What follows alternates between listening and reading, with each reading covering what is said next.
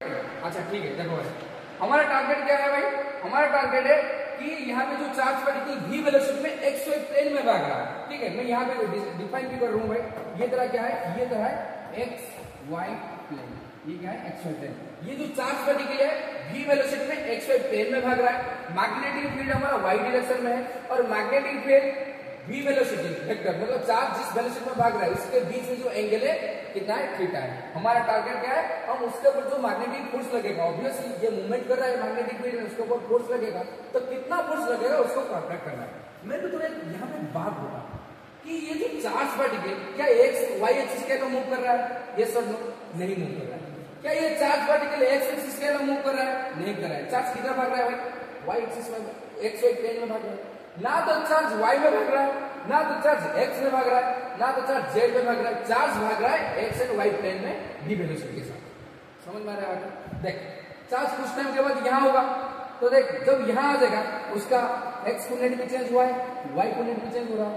जब चार्ज कुछ टाइम के बाद यहाँ आ जाएगा तो उसका x कोऑर्डिनेट भी चेंज होगा, y कोऑर्डिनेट भी चेंज होगा।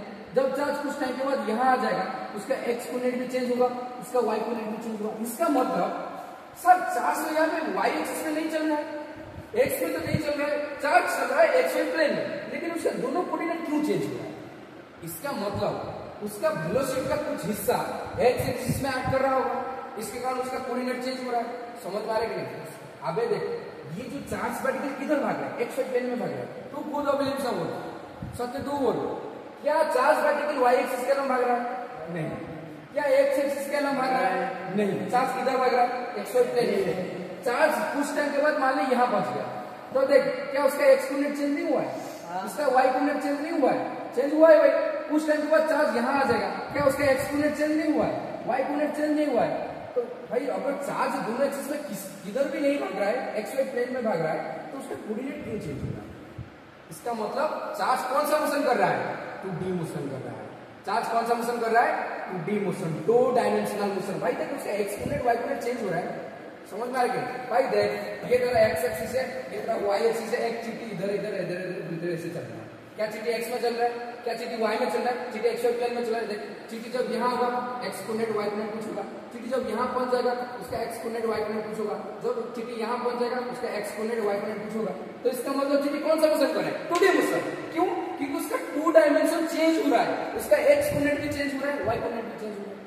तो चार्ज यहाँ पे कौन सा मोशन कर रहा है, 2D मोशन।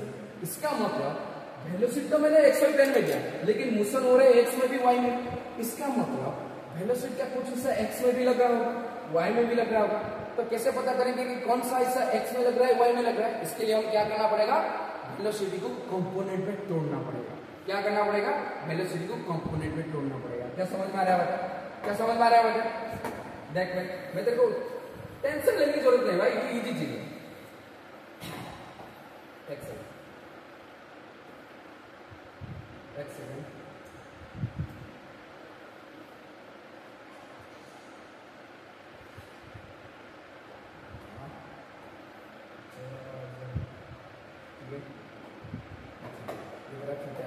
तो यहाँ पे देख मैं सारे चीजें यहाँ पे लिखता हूँ। देख ये यहाँ चार्ज ना तो x में चल रहा है, ना तो x में चल रहा है, ना तो y में चल रहा है, y में चल रहा है। तो x चार्ज किधर चल रहा है भाई, यहाँ चार्ज ना तो x में चल रहा है ना तो y में चल रहा है।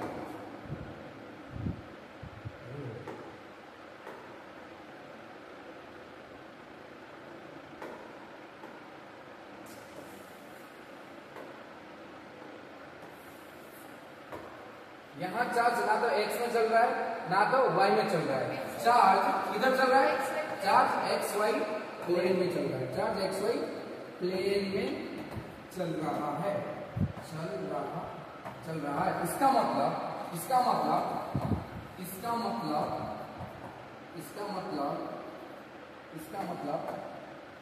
भाई तुम्हारे लिए मैं हिंदी में लिखूंगा।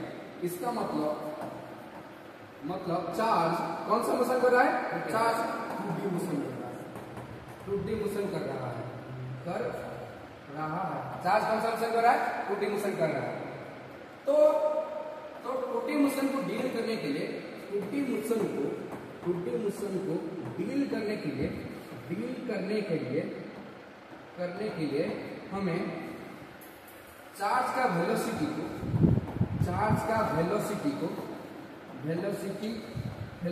कंपोनेंट में तोड़ना पड़ेगा। कंपोनेंट में तोड़ना पड़ेगा। क्या समझ में आ रहा है वजह? क्या समझ में आ रहा है वजह? देख इधर देख। क्या समझ में आ रहा है वजह? समझ में आ रहा है वजह? देख ना तो चार्ज भाई एक्स में चल रहा है ना चार्ज वाई में चल रहा है, चार्ज चल रहा है एक्स से वाई प्लेन में। इसका मतलब चार्ज का जो वेलोसिटी होगा उसका कुछ कंपोनेंट एक्स में वर्क कर रहा होगा जिसके कारण उसका एक्स कंपोनेंट चेंज हो रहा है, और वेलोसिटी का कुछ हिस्सा वाई में एक्ट कर रहा होगा जिसके कारण उसका वाई कोऑर्डिनेट भी चेंज हो रहा है। तो इसके लिए हम क्या करेंगे, उसका वेलोसिटी को कंपोनेंट में तोड़ेंगे। क्या ये वाई एक्सिस है, क्या ये एक्स एक्सिस है, और बिल्कुल बीच में भी वेलोसिटी है और उनके बीच में एंगल थीटा है, तो बता इधर कौन सा कंपोनेंट आएगा? अगर कोई लाइन जिस एक्सिस के साथ कुछ थीटा एंगल बनाता है उसी एक्सिस के अलग उसका कॉस वाला कंपोनेंट आता है, और एग्जैक्टली परपेंडिकुलर एक्सिस में उसका साइन वाला कंपोनेंट आता है। क्या ये पढ़ाया था तेरे को? क्या ये तेरे को पढ़ाया था? देख ना भाई, इधर देख भाई, ये तेरा एक्स एक्सिस है, ये तेरा वाई एक्सिस है, मान लो ये तेरा वेलोसिटी वेक्टर है और ये तेरा थीटा एंगल। क्या वेलोसिटी वेक्टर एक्स एक्सिस के साथ थीटा एंगल बना रहा है, तो उस एक्सिस के अलग उसका कौन सा कंपोनेंट आएगा? v cos theta. और एक्स एक्सिस के बिल्कुल परपेंडिकुलर लाइन मतलब वाई एक्सिस के अलग कौन सा कंपोनेंट आएगा? साइन वाला कंपोनेंट v sin थीटा। क्या समझ में आ रहा है? तो यहाँ पे क्या विवेक समझ में आ रहा है? अच्छा, क्या यहाँ पे वेलोसिटी वेक्टर तेरा वाई एक्सिस के साथ थीटा एंगल बना रहा है, तो वाई एक्सिस के अलग कौन सा कंपोनेंट आएगा? cos वाला कंपोनेंट। तो यहाँ पे क्या आ जाएगा भाई? ये तरह आ जाएगा v cos थीटा। तो इस लाइन के परपेंडिकुलर लाइन कौन है? एक्स एक्सिस है, तो उस लाइन के अलग कौन सा कंपोनेंट आएगा? v sin theta. एग्जैक्टली। क्या समझ में आ रहा है? क्या समझ में आ रहा है? तो सारी चीजें हो गया। क्या सारी चीजें हो गया? अच्छा, अब हम क्या करेंगे? अब हम देखेंगे कि चार्ज का मूवमेंट के कारण जो मैग्नेटिक फील्ड के कारण उसके ऊपर जो फोर्स लग रहा है, चार्ज v वेलोसिटी में मूव कर रहा है और चार्ज का दो कंपोनेंट आ गया, जो वेलोसिटी का दो कंपोनेंट, एक आ गया y एक्सिस के अलग, एक आ गया x एक्सिस के अलग। हमने देखा कि चार्ज का वेलोसिटी का दो कंपोनेंट अलग अलग एक्सिस के अलग एक्ट कर रहा है जिसके कारण वो 2D मोशन कर रहा है। समझ में आ रहा है? अब हम क्या करेंगे भाई ना, चार्ज के ऊपर जो फोर्स लगा होगा वो कौन सी पैरामीटर के ऊपर डिपेंड कर रहा है वो चीज को आइडेंटिफाई करेंगे। समझ में आ रहा है? देख, चार्ज v वेलोसिटी में भाग रहा है, वो x में भी चल रहा है y में भी चल रहा है, इसलिए हमने कंपोनेंट में तोड़ दिया। मोशन तो हो रहा है ना, मूविंग चार्ज मूव कर रहा है, किस में मूव कर रहा है? मैग्नेटिक फील्ड में मूव कर रहा है, तो फोर्स लगेगा, तो फोर्स को हम कैप्चर करेंगे। तो अब देखेंगे कि फोर्स जो लग रहा होगा उसके ऊपर लग रहा होगा डेफिनेटली, वो किस किन चीजों के ऊपर डिपेंड करेगा। तो अब आ जाओ बात में, तो यहाँ पे जो फोर्स क्या होगा? Force directly proportional to the charge, यानी कि एक पहले इधर बात नहीं की, पहले इधर फोर्स। अब हम क्या करें? देख, अब हमने जितना छेड़खानी करना था कर लिया, चार्ज को पूरा डिस्क्राइब कर दिया। उसका एक्स वाई एक्सिस के अलग उसका वेलोसिटी का कंपोनेंट है v cos theta, x axis के अलग उसका कंपोनेंट है v sin थीटा। ठीक है, ऐसा क्यों किया? क्योंकि चार्ज 2D मोशन कर रहा है, एक्स में भी कंपोनेंट चेंज हो रहा है, वाई में भी चेंज हो रहा है, इसलिए वेलोसिटी के दो कंपोनेंट ले लिया। अब ये चार्ज मैग्नेटिक फील्ड के अंदर घूम रहा है, मतलब चल रहा है, मूवमेंट कर रहा है, तो फोर्स लगेगा। वो फोर्स लगेगा किन किन पैरामीटर के ऊपर डिपेंड करेगा, किन किन चीजों के ऊपर डिपेंड करेगा, किन किन फिजिकल क्वांटिटी के ऊपर डिपेंड करेगा, उसके बाद डिपेंड करना, फिर उसके बाद इक्वेशन आ जाएगा। हाँ, दैट इज पैरामीटर। देख, क्या चार्ज का मैग्नीट्यूड जितना ज्यादा होगा क्या उसके ऊपर उतना ज्यादा फोर्स लगेगा? कैसे? चार्ज का मैग्नीट्यूड जितना ज्यादा होगा उतना करंट डेवलप होगा, क्योंकि मूव कर रहा है। जितना करंट डेवलप होगा उतना खुद का मैग्नेटिक फील्ड डेवलप होगा, और उतना एक्सटर्नल फील्ड के साथ जो वो इंटरेक्ट करेगा ज्यादा फोर्स लगेगा। क्या समझ में आ रहा है? तो क्या हम लिख सकते हैं force directly proportional to charge की? तो चार्ज का मैग्नीट्यूड जितना ज्यादा होगा क्या फोर्स उतना ज्यादा लगेगा? बोल, क्योंकि चार्ज का अगर मैग्नीट्यूड ज्यादा होगा तो करंट ज्यादा डेवलप होगा, तो करंट अगर ज्यादा डेवलप होगा मैग्नेटिक फील्ड भी ज्यादा डेवलप होंगे, तो जितना ज्यादा मैग्नेटिक फील्ड एक्सटर्नल फील्ड के साथ इंटरेक्ट करेगा फोर्स उतना ज्यादा लगेगा। क्या समझ में आ रहा है? अच्छा, next, force directly proportional to the देख, फोर्स का वेलोसिटी देख, चार्ज का वेलोसिटी के कारण तो उसके ऊपर फोर्स लग रहा है। चार्ज अगर रेस्ट पर होता क्या उसके ऊपर फोर्स लगता? नहीं, चार्ज का वेलोसिटी है चार्ज मूवमेंट कर रहा है, इसलिए इसके ऊपर फोर्स लग रहा है। तो चार्ज के ऊपर लगने वाला जो मैग्नेटिक फोर्स कहीं ना कहीं वेलोसिटी के ऊपर भी डिपेंड करेगा। कौन से वेलोसिटी के ऊपर डिपेंड करेगा? y कंपोनेंट ऑफ वेलोसिटी या फिर x कंपोनेंट ऑफ वेलोसिटी, क्योंकि दो कंपोनेंट है। यहाँ पे ध्यान से रखना, y कंपोनेंट ऑफ वेलोसिटी के ऊपर डिपेंड नहीं करेगा, डिपेंड करेगा x कंपोनेंट ऑफ वेलोसिटी के ऊपर। क्यों? देख, हमेशा याद रखना, मैं फिर दिलाऊंगा थोड़ी देर बाद, कि जब भी चार्ज पार्टिकल का मूवमेंट, चार्ज पार्टिकल का वेलोसिटी मैग्नेटिक फील्ड के डायरेक्शन में पैरेलल हो जाए तो उसके ऊपर कोई मैग्नेटिक फोर्स नहीं। देख, यहाँ पे चार्ज पार्टिकल का जो कंपोनेंट है वो मैग्नेटिक फील्ड के डायरेक्शन में है कि नहीं? चार्ज पार्टिकल का एक कंपोनेंट इधर भी है, मैग्नेटिक फील्ड का डायरेक्शन भी इधर भी है, तो दोनों का जो वेक्टर है, मतलब कंपोनेंट ऑफ वेलोसिटी वेक्टर और चार्ज एंड मैग्नेटिक फील्ड का डायरेक्शन, क्या दोनों सेम डायरेक्शन में है? तो उनके बीच में क्या है भाई? कोई एंगल नहीं है, जीरो है, मतलब वो क्या करेगा भाई? पैरेलल जाएंगे तो उनके ऊपर कोई फोर्स नहीं लगेगा। फोर्स कब लगेगा? न जब चार्ज पार्टिकल का वेलोसिटी एक्सटर्नल मैग्नेटिक फील्ड के परपेंडिकुलर होगा। देख, मैग्नेटिक फील्ड y डायरेक्शन में है, तो उसका जो x कंपोनेंट है, क्या x एक्सिस का लंब लग रहा है v sin थीटा? क्या ये v sin theta magnetic field के ऊपर परपेंडिकुलर है? बिल्कुल है, क्योंकि दोनों एक्सिस से तो परपेंडिकुलर होता है ना। तो इस कंपोनेंट ऑफ वेलोसिटी के लिए उसके ऊपर फोर्स लगेगा। क्या समझ में आ रहा है बेटा? कहाँ पे कोई डाउट ना पड़ गया भाई बेटा? मैं तेरे को अभी फिर दिलाऊंगा कि क्यों यहाँ पे लगने लगा। बस एक कॉन्सेप्ट बता रहा हूँ कि जब चार्ज मैग्नेटिक फील्ड के सेम डायरेक्शन में भाग रहा होगा उसके ऊपर फोर्स नहीं लगेगा, जब चार्ज मैग्नेटिक फील्ड से परपेंडिकुलर डायरेक्शन में भाग रहा होगा उसके ऊपर फोर्स लगेगा। तो यहाँ पे क्या चार्ज का v cos theta component magnetic field के डायरेक्शन में अलाइन हो रहा है, सेम डायरेक्शन में, तो इस कंपोनेंट के लिए फोर्स नहीं लगेगा, इस कंपोनेंट के लिए फोर्स नहीं लगेगा, इस कंपोनेंट के लिए फोर्स नहीं लगेगा, नहीं लगेगा, लगेगा। ठीक है, तो कौन से कंपोनेंट के लिए लगेगा? v sin थीटा के लिए। क्यों? क्योंकि ये जो वेलोसिटी कंपोनेंट है ये मैग्नेटिक फील्ड के क्या है? परपेंडिकुलर है, तो ओनली परपेंडिकुलर कंपोनेंट के लिए मैग्नेटिक फोर्स लगता है। समझ में आ रहा है? क्यों लगता है उसका मैं नेक्स्ट डिराइव करके देखो बताऊं। तो इस कंपोनेंट के लिए फोर्स लगेगा, मैं यहाँ पे लिख रहा हूँ, इस कंपोनेंट के लिए, इस कंपोनेंट के लिए फोर्स लगेगा, फोर्स लगेगा, इस कंपोनेंट के लिए फोर्स लगेगा। तो यहाँ पे हम लिख सकते हैं कि जो फोर्स है डायरेक्टली प्रोपोर्शनल टू कौन सा होगा? v sin थीटा, जो कि perpendicular component of velocity, component of velocity. क्या समझ में आ रहा है? क्या यही होगा भाई? v sin थीटा, इधर जाना, क्या यही होगा? तो मतलब v sin थीटा मतलब उसका परपेंडिकुलर वेलोसिटी जितना ज्यादा होगा फोर्स उतना ज्यादा लगेगा। क्या समझ में आ रहा है? क्योंकि मूवमेंट ज्यादा होगा तो ज्यादा करंट फ्लो होंगे, ज्यादा करंट फ्लो होंगे, ज्यादा मैग्नेटिक फील्ड डेवलप होगा, इंटरेक्शन ज्यादा होगा, फोर्स ज्यादा लगेगा। अच्छा, next, force directly proportional to the v क्या है? Magnetic field. जितना ज्यादा मैग्नेटिक फील्ड होगा क्या उतना ज्यादा फोर्स लगेगा? बिल्कुल। मैग्नेटिक फील्ड का मैग्नीट्यूड जितना ज्यादा होगा क्या उतना फोर्स नहीं लगेगा? बिल्कुल फोर्स लगेगा चार्ज के ऊपर। तो यहाँ पे हमने बेसिकली कितना फोर्स लगेगा? मैग्नेटिक फील्ड जितना ज्यादा होगा फोर्स भी उतना ज्यादा होगा, परपेंडिकुलर कंपोनेंट वेलोसिटी जितना ज्यादा होगा फोर्स भी उतना ज्यादा होगा, चार्ज का मैग्नीट्यूड जितना ज्यादा होगा उतना करंट फ्लो होंगे, उतना मैग्नेटिक फील्ड डेवलप होगा, उतना ज्यादा इंटरेक्शन होगा, उतना ज्यादा फोर्स लगेगा। समझ में आ रहा है? तो यहाँ पे मिल गए, यहाँ पे कुल मिला क्या हुआ? 3 रिलेशन निकल के आ चुका है। एग्जैक्टली, देख यहाँ पे हम एक फॉर्मूला डिराइव करने जा रहे हैं, क्योंकि फोर्स का मैग्नीट्यूड कैलकुलेट कर रहे हैं ना, तो फोर्स का मैग्नीट्यूड तो डिपेंड करेगा कुछ पैरामीटर के ऊपर। कौन सा parameter? Charge, perpendicular component of the velocity of charge, magnetic field. ये 3 रिलेशन हमारे सामने आ चुका है।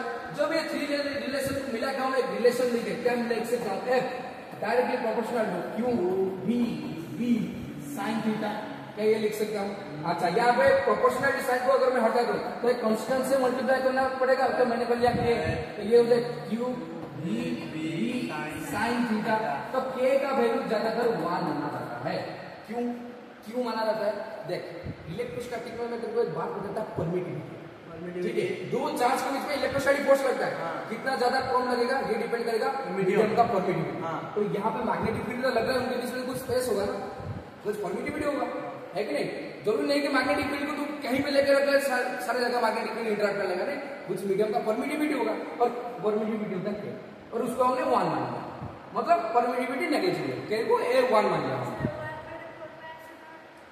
वो इलेक्ट्रोस्टैटिक है, यहाँ पे इलेक्ट्रोस्टैटिक बात नहीं है, यहाँ पे K को 1 मान लिया, बस इतना ध्यान रखो। तो ये क्या हो जाएगा तेरा फॉर्मूला, ये क्या हो गया F equal to q v B sine theta, q v B sine theta, ये तेरा स्केलर था।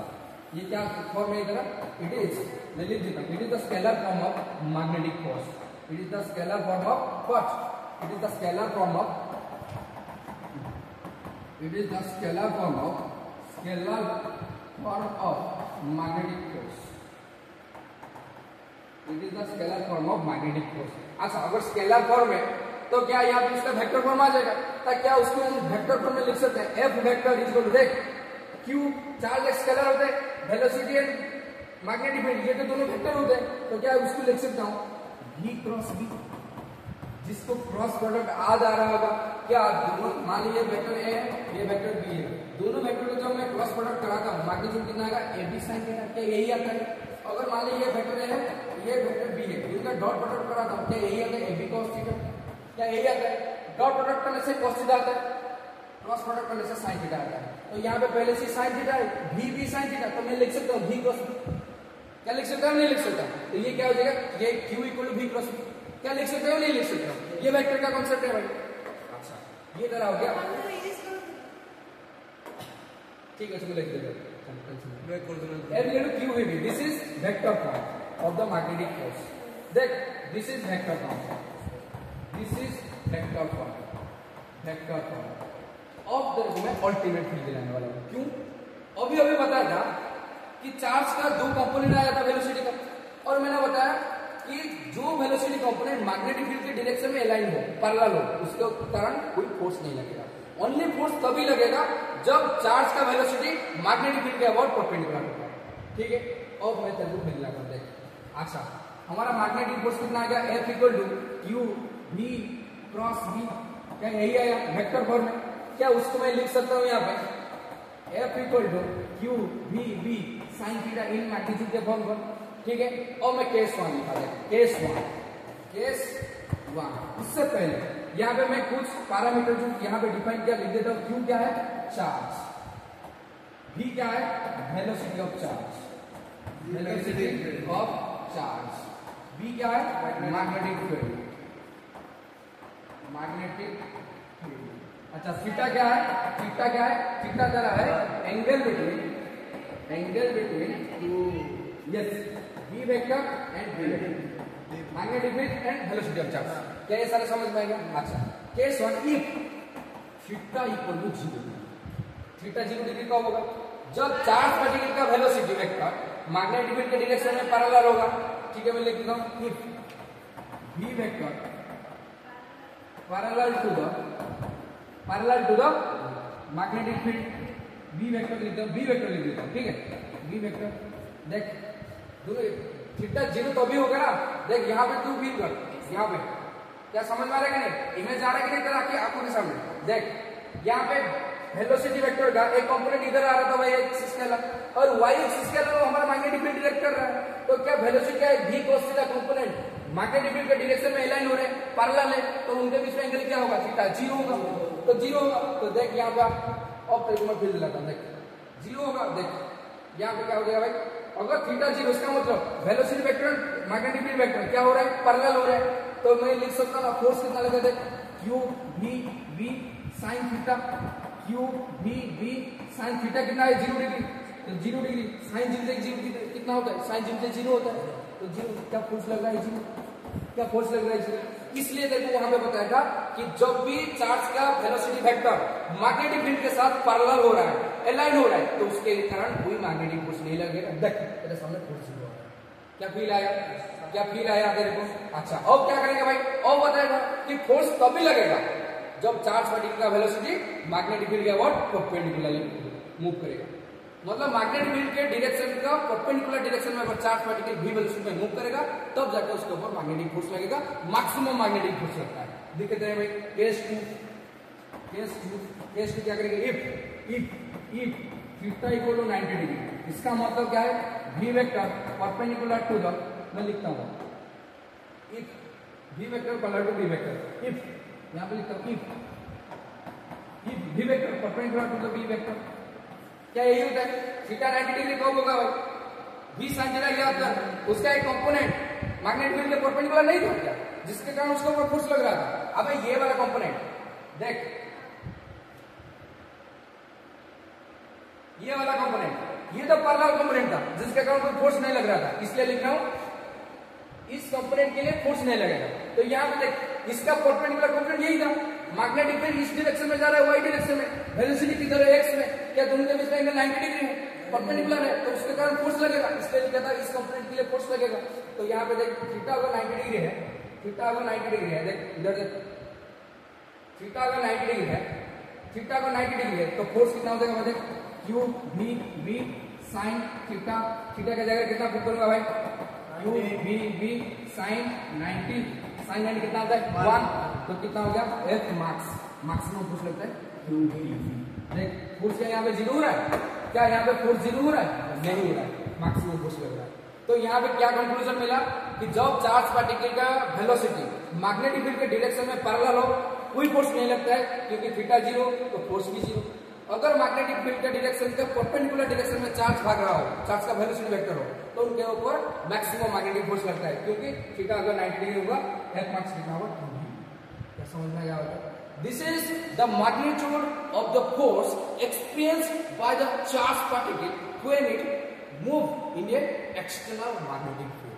समझ में आया होगा, फोर्स तो लग रहा था, moving charge give rise to the magnetic force. जब चार्ज मूव करता है मैग्नेटिक फील्ड में, तब जाके उसके ऊपर फोर्स लगता है। कितना मैग्नीट्यूड का फोर्स लगता है, नहीं इतना मैग्नीट्यूड का। F इक्वल टू फॉर्मूला क्या था, F equal to q v sine theta और F vector equal to q v plus, इतना मैग्नीट्यूड का फोर्स उसके ऊपर लगेगा। हाँ हाँ,